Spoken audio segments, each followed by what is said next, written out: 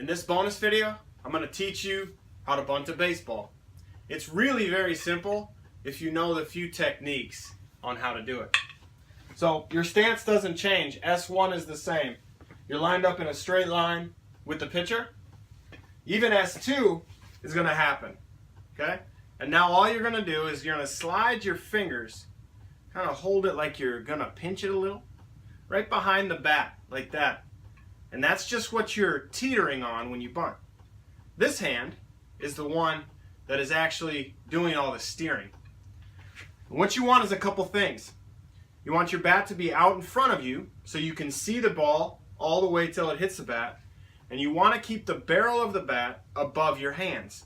You don't want to get down here because if you pop up a bunt, you're probably going to be out pretty easily. So keeping the barrel up. You might wonder how to get to a pitch down here if you're not supposed to lower your barrel. All you do is use your knees. So you keep your barrel out in front of you. You're basically in the S3 position. You've already snapped. And then you're just going to go here. If you want to bunt it down the third base line, you're just going to pull your top hand towards you. If you want to bunt it down the first base line, you're going to point the barrel using your steering hand towards that first base line. And that's pretty much it. One tip that I learned, I'll teach this to you. When you're bunting for a base hit, I learned this from one of the best bunters in Major League Baseball during his time. He said what he would try and do, he wouldn't try and deaden the ball by, like catching it that way.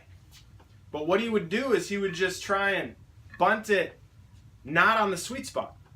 So the sweet spot of the bat's right here, but what he would do is he would try and make contact with it out towards the end of the bat if he was trying to bunt for a hit, and that would automatically take some of the pop away from the ball, so it would automatically go just a little bit slower.